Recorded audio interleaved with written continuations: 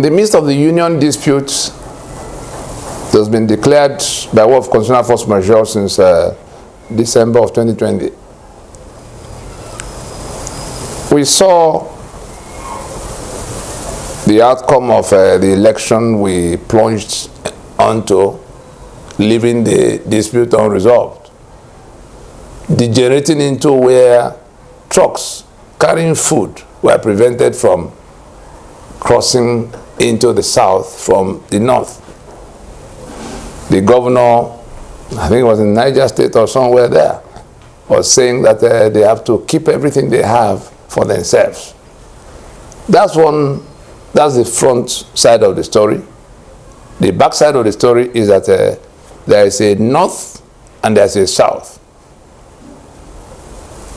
We know all the delineations, the middle belt that is now being presented as north, and we also know that there was never a single southern administration in the sense that the north had under the northern region of the time.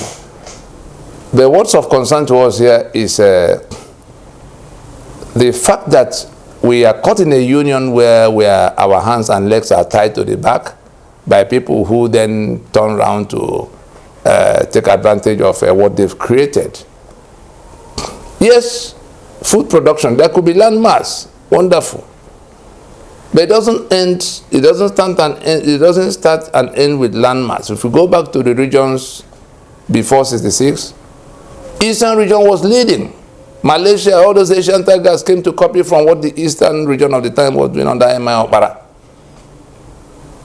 Even concerning agriculture, it was from Eastern region that the palm seedlings were taken to start what has become the leading global palm oil producer, Malaysia, today. And so, this north, we are digging, we are cutting through the layers of pretenses to the core of what we are up against. Starvation as weapon of war, laying siege and trying to pressure a population into submission by starvation and all kinds of other shenanigans relating to food. Let us remember, look at this map, let us bear at every point in time our gauge for measuring is this map and what happens, because we're talking about lands and peoples, what's going on those lands. That north that built irrigation systems for themselves using money from the treasury of the south. That north that did all kinds of arrangements about fertilizer for themselves to the exclusion of everybody else. Otherwise, tell me who else has been part of managing fertilizer business here in Nigeria other than that north. That north, even as recent as Mefele headship of central bank, that constantly took money from the treasury to give to farmers to go and perform miracle, all in the name of guaranteeing food security for all of us.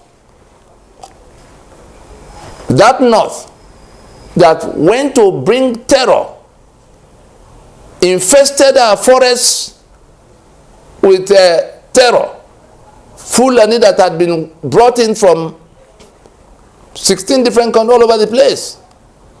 So they rendered our farmers incapable of carrying on with farming because, you know, somebody was waiting there to kill you in the forest.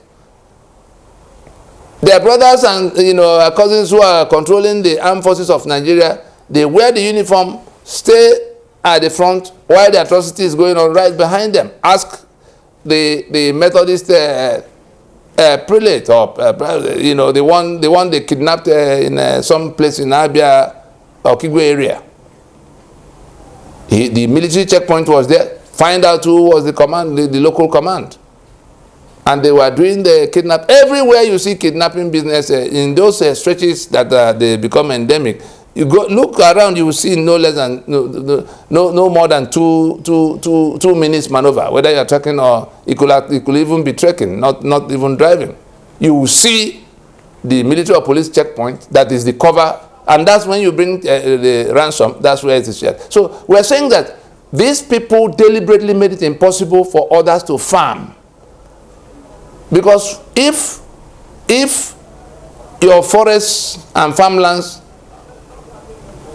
are rendered so dangerous deliberately by the people who do not want you to farm, and then suddenly they load you can no longer sell to anybody.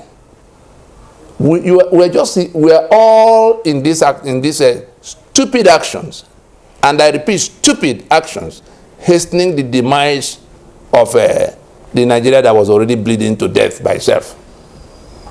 And nobody is bothered about Nigeria. We're only saying the process of managing the terminal stages of the failed Lugaden experiment of 1914. We have a plan on the table for how to go to resolve what can be resolved, so that people can take their portions and begin to feed their people and do other things they can do for themselves. Nigeria has become a liability that the constituent components can no longer carry.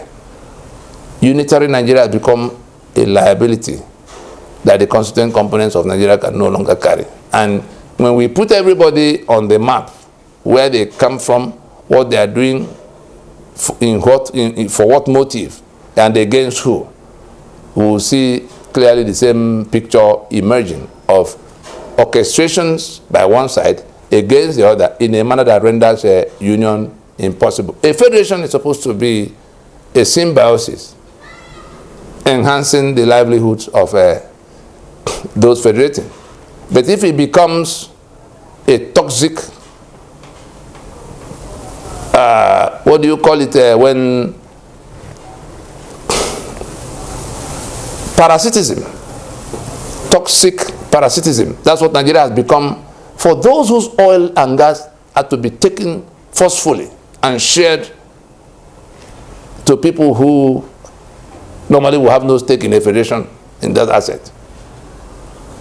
Where taxes are collected in one part and shared lavishly to those who do not pay, who actually reject productive ventures that could lead to tax. They don't drink beer, but they take money from the ones who get drunk. So in all of it, this deceit will only result in more disaster. Everybody can feed themselves if we remove the shackles. This constitutional arrangement that one part is clinging to with all their might. Look at this map. The alliance of the rest of Nigeria already agreed that this document is not serving them any purpose. But the ones who embraced Sharia and stepped away into their own, seceding from the secular union we thought we were building, are clinging tenaciously to that. Unfortunately for us, there are renegades from the alliance territories that joined them in holding on to that, swearing to defend and uphold that constitution. There must be an end to buffoonery, to this stupidity. It's plain stupid, hoping to keep Nigeria by force. It's not going to work. And if you doubt me, get on Google, search the title, Nigeria's Unity in the Balance. So Nigeria's Unity in the Balance. I repeat, Nigeria's Unity in the Balance. So that you can hear what the U.S. military that took time to investigate what we're saying about what is happening with Nigeria, what they reported to their government, 60 report. Yes, that report by the U.S. Army War College in Pennsylvania in the period leading to 2013, I think it was June 2013, at the time we were, consulting with international stakeholders in the affairs of Nigeria, the owners of, Chevron and Mobil and Halliburton and all the others, to say, look, this is what's going on in our space that could become a little more problematic, so you can understand it. And then they began to investigate it because the Washington of the time was busy, chasing after other things. So the military listened and told Washington to get ready to deal with this matter. They said that they described what we were doing as centrifugal forces that wanted to dismantle for reconstruction the union that was imposed on all of us by Britain. Centrifugal. And they said that those who are trying to dismantle for reconstruction have become stronger and better organized than the ones who are trying to keep Nigeria one by force.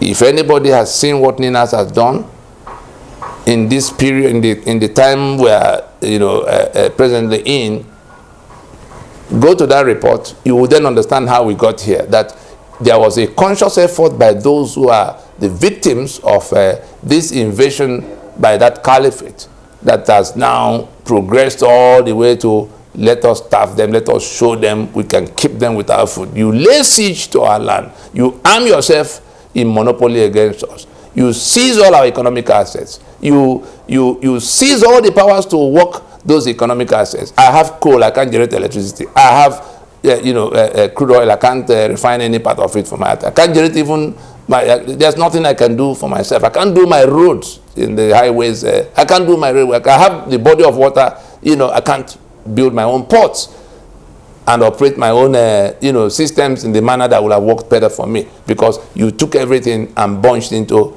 68 items that now are exclusive to you. I can't organize my security because arms and ammunition, you hold such in monopoly, and you think it's going to, then you begin to parcel it out.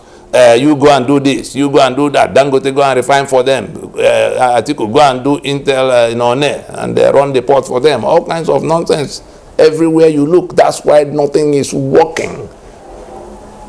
It's not sustainable.